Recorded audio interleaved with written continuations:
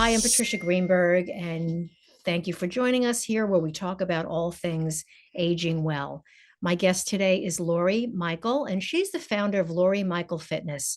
She's certified as a senior fitness specialist by the National Academy of Sports Medicine and has devoted her life to keep people over 50 happy and healthy.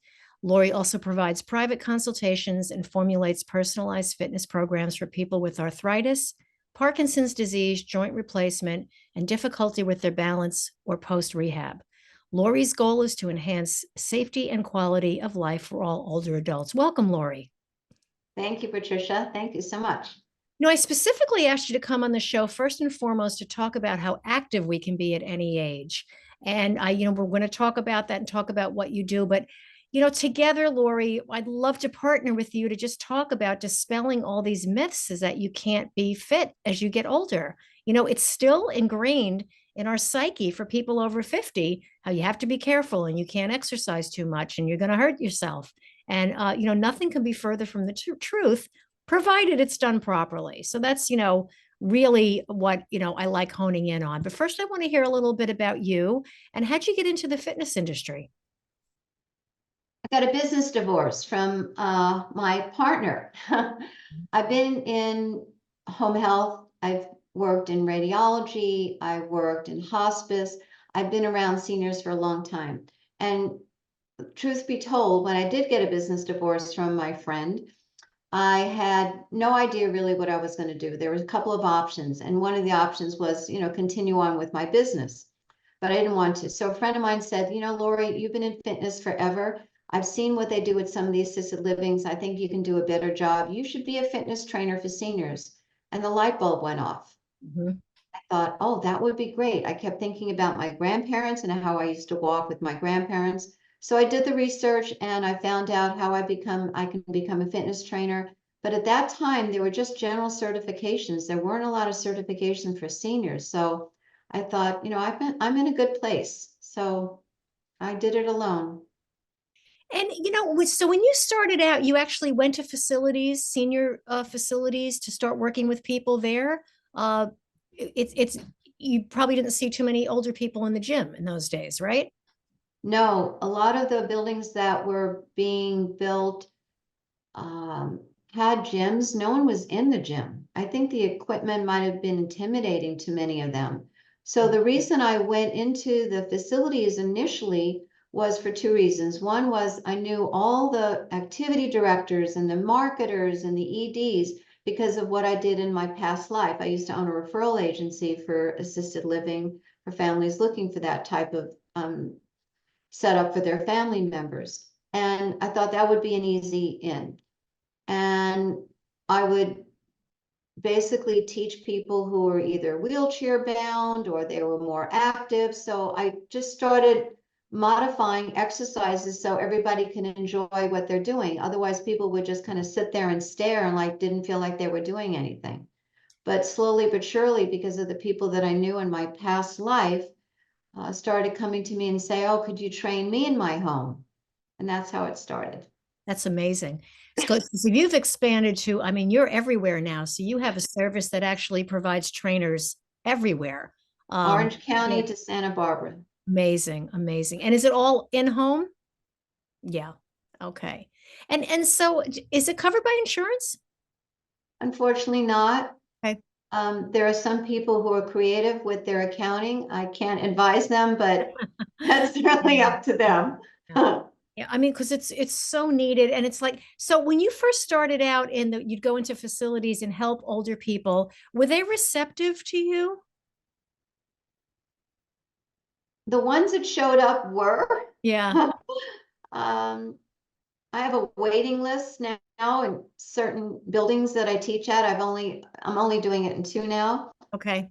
I think that there's some skepticism amongst those who are not exercisers. I would go around the buildings and try to introduce myself and say, oh, come, we'll have fun. I wanted it to be fun. I didn't want them to think they had to sweat. Right. Right. That's one of the big aversions that people, we talk a lot about, in our generation, we have such a different, we're really informed when we were younger, that fitness was bad for you at a certain point, or it's all sweaty and horrible. The fun of the aerobics, of the 80s, and the spin classes and all this all came much later, but when we were younger. So now that we're the elders in the population, a lot of people still hold on to that. I know so many people in the running community just stop running at 50. They say, well, you're not supposed to run after 50. It's bad for you. Well, maybe you shouldn't be running ultras, or you shouldn't be speed training, but you can certainly do light jogs, or you could do a run walk combination and still really maintain that wonderful cardiovascular fitness. So it's still weirdly to me a hard sell with some older people, right? It's and When I receive the calls from mostly family members about their mom or dad, one of the questions I ask is, how willing is your mother to do this? Mhm. And if the answer is, well, I have to convince her, part of me says, good luck. Yeah. I give them some suggestions about what to say, or perhaps we can try this for a little bit and see how they do.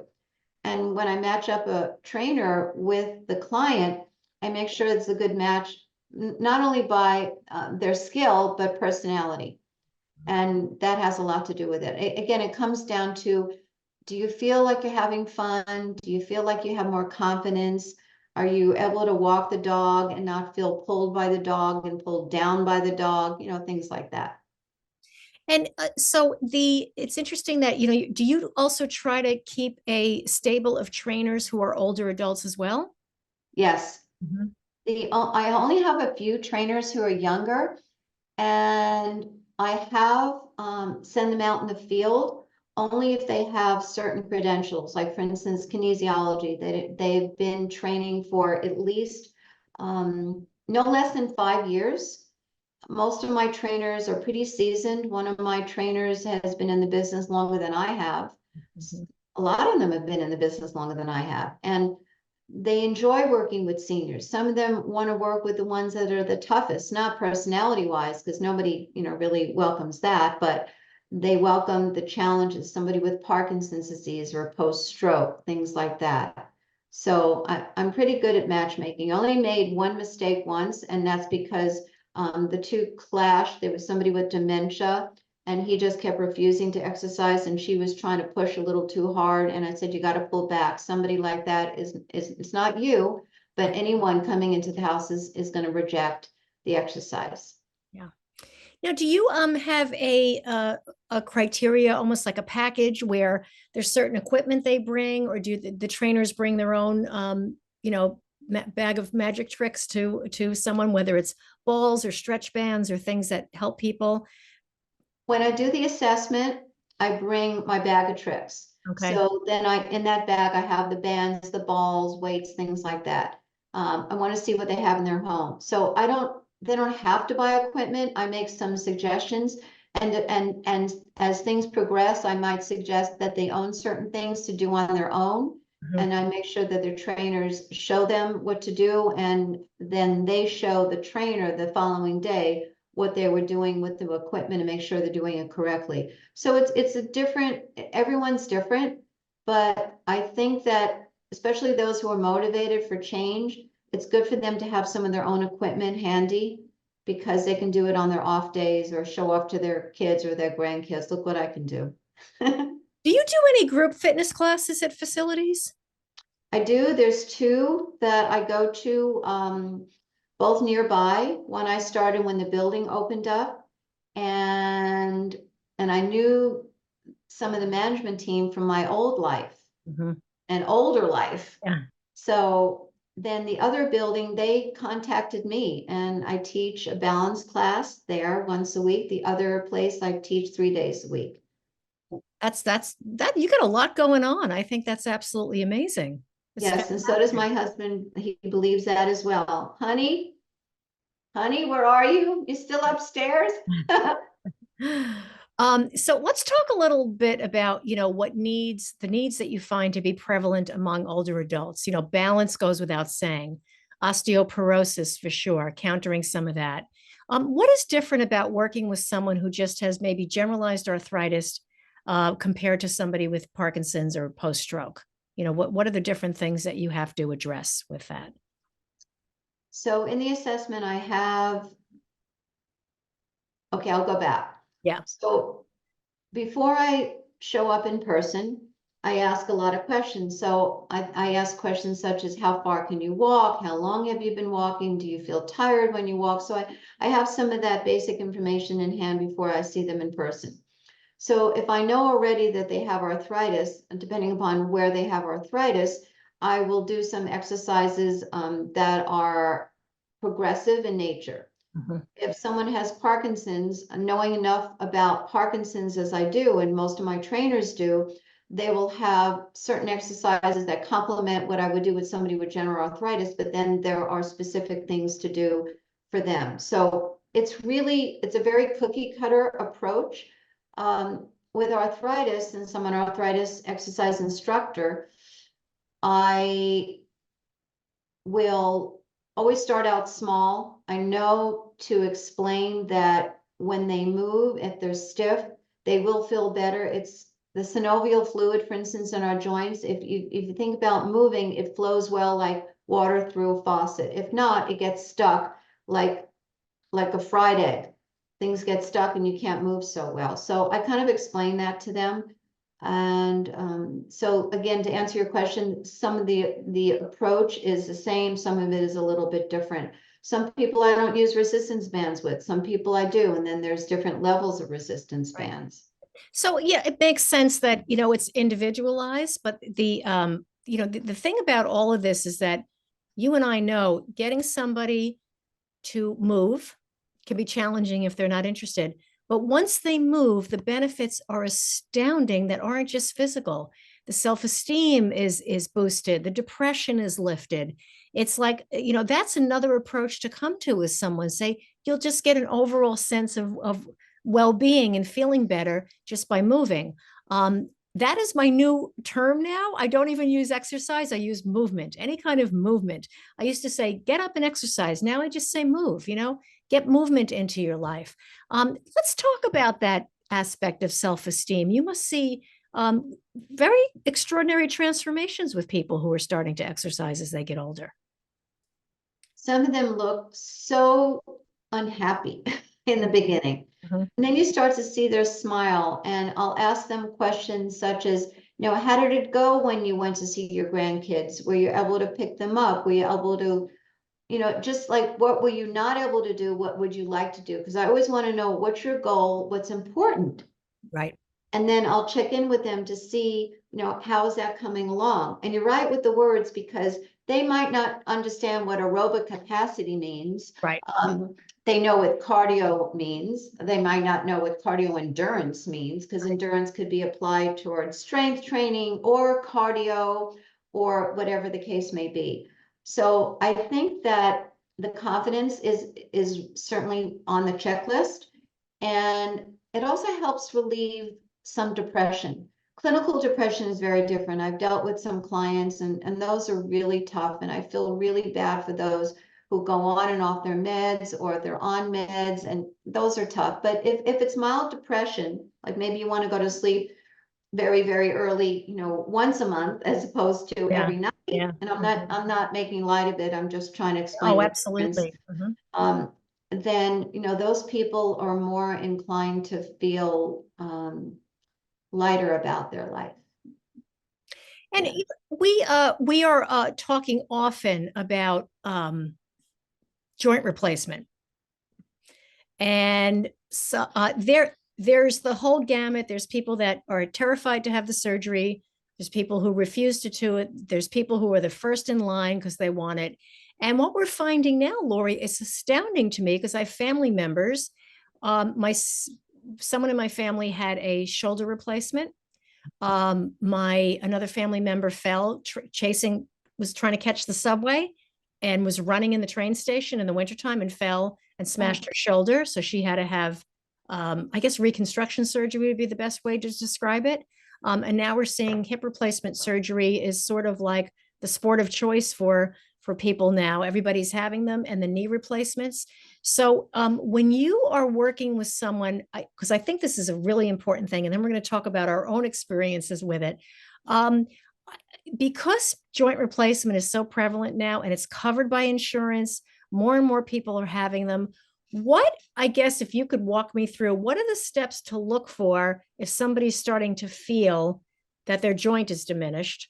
And what is the prehab for that? So if somebody's having severe joint difficulties and they know at some point they're going to have a hip replacement or a knee replacement, what do you do to get them there? Because they don't want to exercise, it hurts too much, or it's too taxing, or you don't want to lift weights, or you don't want to run. So, what are some things you could do leading up to the replacement that would be helpful for the joints? Let's say somebody's mobile. Well, anyone can lay on their bed and do certain stretches. Not everybody can get down on the floor. The thought of getting down on the floor is like beyond their capabilities. Right. So I'll have them, let's say, lay on their bed, knees bent, depending upon, how much they can bend their knees, because when you bend your knees, you're going to be, tightening up your hips. So sitting too much is not a good idea. So I do recommend that they get up and move a little bit, not to sit too long and tighten up their hips. Because initially when I had my hip surgery, I remember thinking back, it started in my groin. And I thought I just pulled something. That wasn't it. That was really the beginning. And that was 25 years ago. Oh, okay. So yeah, anyway, so simple stretches. Perhaps what they can do is also do a combination of ice and something warm. You can get, they used to call it a hydroculator, damp heat. You can put it in the area where it's most comforting for you. If you ice, do not start moving after you use the ice. Use the ice after, having an exacerbation of any pain. With the stretching, you just have to make sure that you're moving all joints. So not just the areas around your hip, but you need to also walk, because walking is a full body movement. So you walk a little bit, but if it's painful, walk less, or maybe march in place. Mhm. Or if you have access to getting on a recumbent bike, maybe try a recumbent bike. But you don't want to just stop moving. When you stop moving, that's when maybe it is time to get in to see the doctor. Moving your joints in different directions, people forget that not only do we walk forward, but we go side to side, and then we also rotate. Okay, you have to do those moves. Also, you need to go back. I'm doing a lot of backwards movement right now for balance, and because I know it's good for the back end of my muscles. Because when you work one muscle, as you probably know, other muscles accompany that. They work in opposition and so forth. So there's 4 muscles working all at the same time, not just the main one. So I try to educate people about what muscles to use, what not to use. Some people say, oh yeah, when you're younger, something about no pain, no gain. It's like, whoever thought of I that know. one? I don't even know that's the worst. That was my next question for you. Is that at what point in when pain becomes prevalent, as we age and we're having difficulty with the joints, at what point do you stop? At what point do you work through it? I mean, that's always the age-old question, right? And it's If it doesn't go away, no matter what you're doing, how educated you are about what to do, any advice that you're getting from whoever, that's the time to go see the doctor. right. Okay. And get some opinions. There's so many people who've had hip surgeries, back surgeries, and so forth. Get a couple of opinions, because as we talked about, there's a way to go in the front, there's a way to go in the back, a posterior cut. Everything has, you need to know all your different options, if it's related to hips, which is what we've been talking about. Yeah, because that seems to be and with knees, have you seen that a lot of these knee problems are wear and tear, or they're mechanical? What seems to be the biggest problem when people are having trouble with their knees? There's some statistic about if you weigh a certain amount over your normal weight, how much stress you're putting on your joints. When I've met somebody who is overweight, let's say 25 pounds overweight, and they're complaining about their joints, yeah, that's going to have an effect on their body. All right. when you have hip issues and you walk and you have knee issues, sometimes perhaps it did in my case, your knee issue can go away. I was amazed. I think my knee bothered me more near the end than my hip did, honestly. And no more knee problems, no more. So mechanical, yes. Arthritis, yes. Just you have to learn to use opposing muscles to help strengthen the ones that aren't working so well. And maybe it's not just strength, maybe it's also stretching for mobility.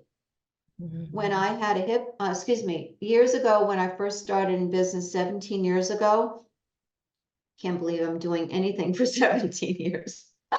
I was carrying a bag of weights on my left shoulder when I used to go into a property to teach. Then one day I was having so much pain. I went to a friend of mine who I used to work with in radiology. She asked me all these questions and she said, Lori, yeah, get an MRI. Got an MRI and she said, you have a slight tear. The other doctors told me, yes, you have a tear. You should get it fixed. She says, get physical therapy. And at that point, I was still a gringo. I didn't really know what to do. So I learned what to do with bands. So I'm always thankful if I have an injury, I learn so I can teach others. I didn't even know after I had my hip done what I shouldn't do in the beginning. And so I learned to do those exercises. So I think that physical therapists have an important part in rehabbing post, pre, whatever the case may be, but being able to be somewhat mobile before you go into having your surgery is so important. Right. And then you have your muscle memory and then you can go back to doing certain things, afterwards. I think it's like everything else, Lori. Don't let something get so bad that you are completely immobilized and it's having a profoundly negative impact on the rest of your life. Address it when it starts to happen, see where you're at. And I think that's exactly what you're saying is get informed and educated about the particular condition you have and what's happening. So Lori, you and I are talking about hip replacements. You're done and I'm headed for one. So I want you to tell us about your journey. And was it hard for you to step back and be a patient? Yes, because I'm such a control freak. Yeah.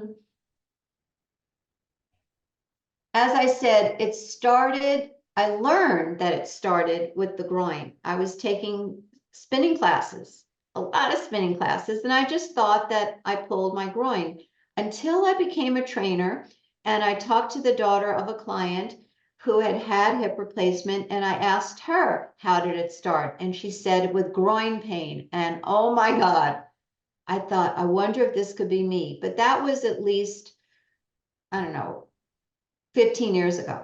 Okay. So then I started to notice that I could not bend over to pick something up as well. There was pain going down and coming back up. Lacing up shoes, I'd lean over that thigh on my left leg and I couldn't lace the shoes straight on. I had to turn my foot and tie it off to the side. There used to be a shoe manufacturer that had those ties, but they don't exist anymore. Cute. Yeah. And so I started noticing that certain functions in my life were diminishing. And I started asking questions of other friends. And I didn't know there was a difference between the front end and the back end for the surgery. Right. And then I decided, okay, I'll go in and I had the x-rays, had the MRI, had the whole Megillah. And he said he was about 9 months out. I figured, okay, let's book it because maybe I can change my mind. But what happened was it kept getting worse.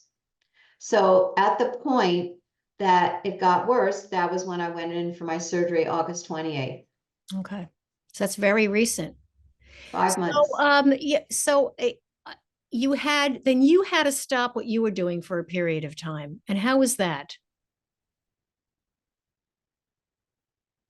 I just had to give up my control to doing what I normally did. I prepared ahead of time For instance, I had subs for my classes. I told my assistant, please check the computer for any referrals that were coming up. I mean, I can talk on the phone. I just couldn't Yeah. physically go out. I couldn't drive.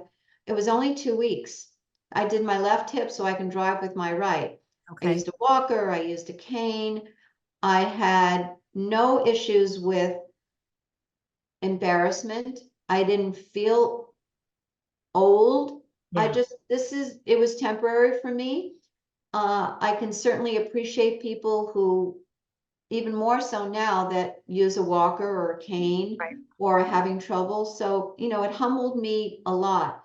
But what was interesting, and we talked about this, that in the beginning, I know all about exercise, but I didn't know about post-exercise for the hip. Right. I never realized that just do heel slides in bed. The simplest things were so simple to me. It's like, I'm beyond that.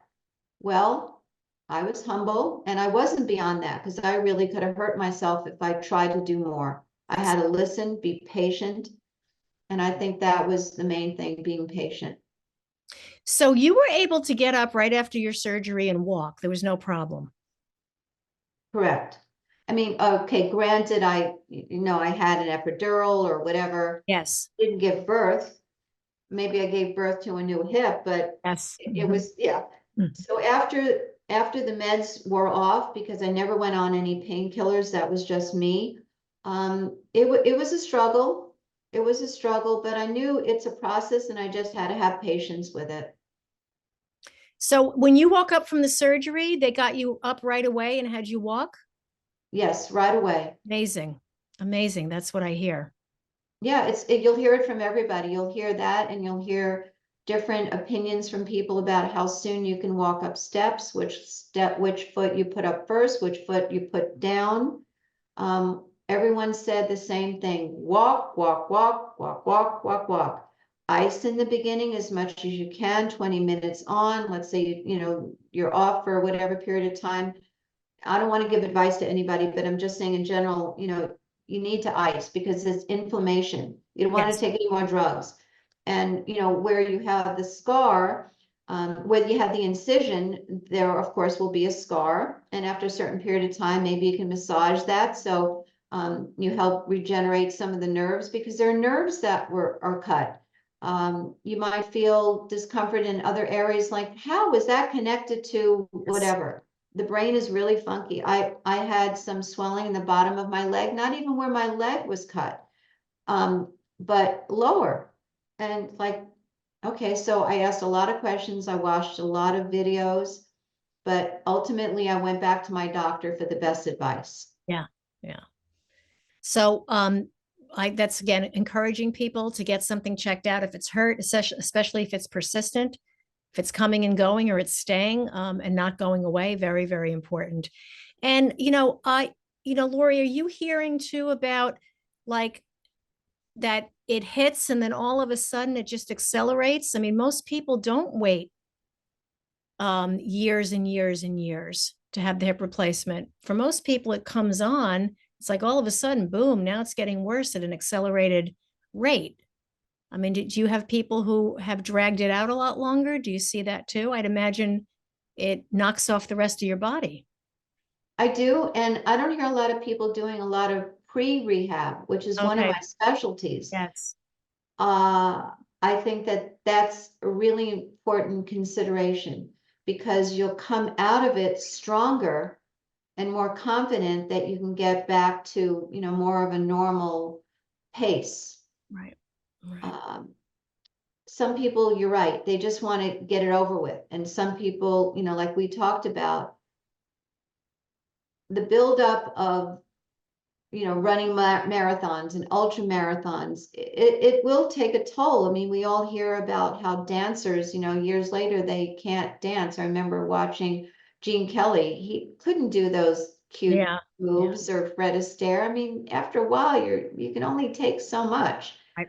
Right. Um, and you just have to requiesce. So um, just do a little less and you won't be so um, depressed about it all. Yes. Yeah. That's a very good point is the emotional and the attitude towards it is that changing our attitude for the better, that as you get older, you do have to make those changes.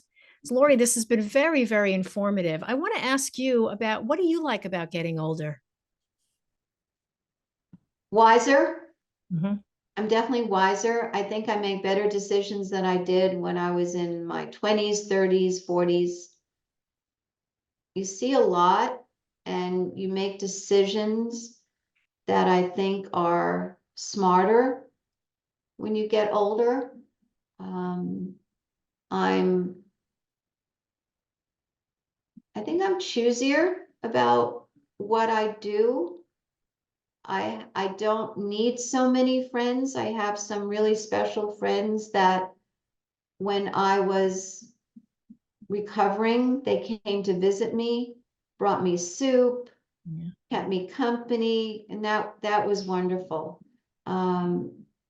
So I didn't need a whole gang of friends. So I think the wisdom, we make better choices because we know what we did in the past that didn't work.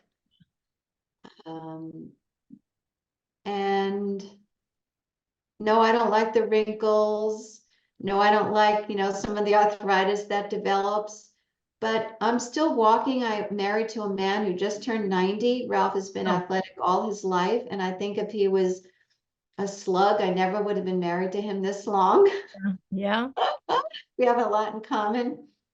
Um, so that, yeah. That's amazing. That's wonderful. So, Lori, I want to wish you the best and many more years of health and happiness. And I'm so thrilled to see how well you've recovered from the hip surgery. That's absolutely amazing. And so let's hope you can keep that up. And Lori, the best way to reach you is at Lori Michiel Fitness, LORIMICHIEL FITNESS.com. And of course, we'll post that when the show is airing. And thank you all so much for listening to the show, where we talk about all things aging well, and subscribe to my channel for more engaging discussions, for feedback and show topic suggestions. You can also contact me at www.patriciagreenberg.com.